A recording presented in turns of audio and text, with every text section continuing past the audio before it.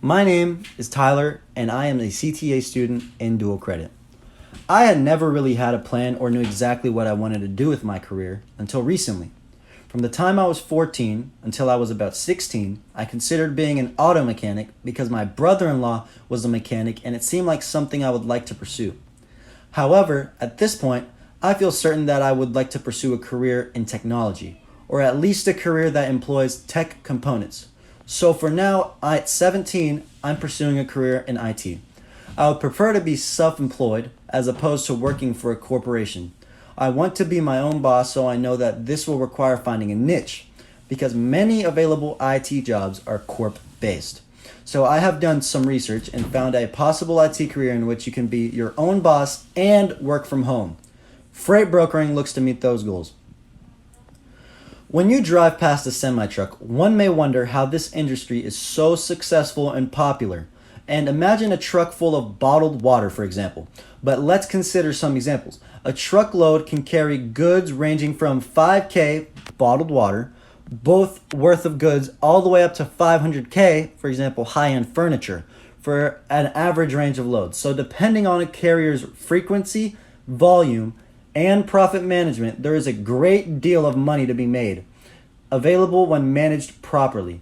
And its skills and IT skills are very important when it comes to communication, operational aspects of the business.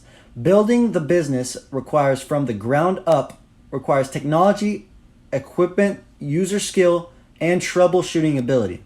Potential customers will need to see the business is logged into the systems and moving freight. The trust a customer to allow you to move their freight can only be established with work and infrastructure. Building the infrastructure takes time and skill. What most freight brokers start with is auto transport brokering, which is the shipment of cars and trucks. This type of brokering helps build experience. This is a stepping stone that leads to general freight. It's important to have organized, streamlined, and operational business plan so that potential customers will be attracted to your business. To start a business, there are many steps. Freight brokering and trucking in general is a step-by-step business. Here are some important industry agreed upon steps. Step 1. Connect the loads to data-driven insights, which is basically finding loads using a data-driven approach, taking strategic decisions basing on data collection and analysis and interpretations or insights. Step 2. Manage company-owned assets. This is the process of developing, operating, maintaining, and selling assets, such as making sure company goods are not damaged. Step 3. Source capacity. The process of sourcing capacity for shipments is basically it's like finding out how many trucks will be necessary for a shipment. Step 4. Hold carriers accountable, which is performing daily check calls to truck drivers, making sure that they are on time. Step 5.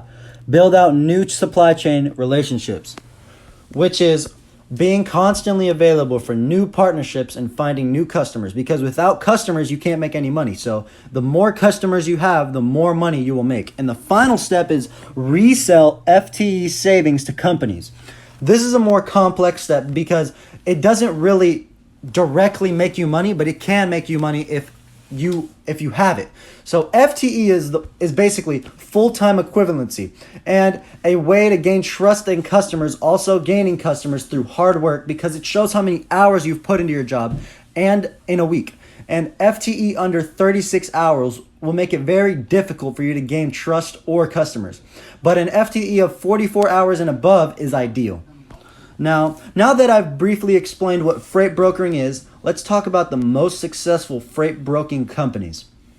The most successful freight broking company being C.H. Robinson Worldwide, with a value of $11.3 billion. Named after their founder, Charles Henry Robinson, C.H. Robinson has evolved from a wholesale produce brokerage house in Grand Forks, North Dakota, into the world's most powerful logistics platform. Company 2. Coyote Logistics, with a value of $4.3 billion, founder and CEO Jeff Silver refers to his business as a trucking company without the trucks. Silver started the company just as a shipper and carriers were looking for ways to make operations more efficient. Rank 3, the third most successful freight brokering company, Total Quality Logistics. Founded in 1997 by Ken Oakes in Cincinnati, Ohio, Total Quality Logistics is the largest private company in Greater Cincinnati, according to Cincinnati Enquirer and American City Business Journals. What all three of these broking companies have in common is that they have sophisticated technology systems and are constantly upgrading them so that they can have 100% efficiency. Also, high volume clients which they built a relationship with through trust and experience. And lastly, high quality customer engagement, because no company can gain customers unless they are actively updating their customers on whether their freight is on time, late, or delayed. Finally, what sets apart successful freight brokers from the rest? Hard work and ambition.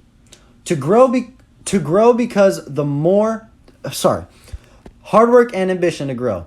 Because the more customers you have, the harder you have to work and the greater success you will achieve. Thank you.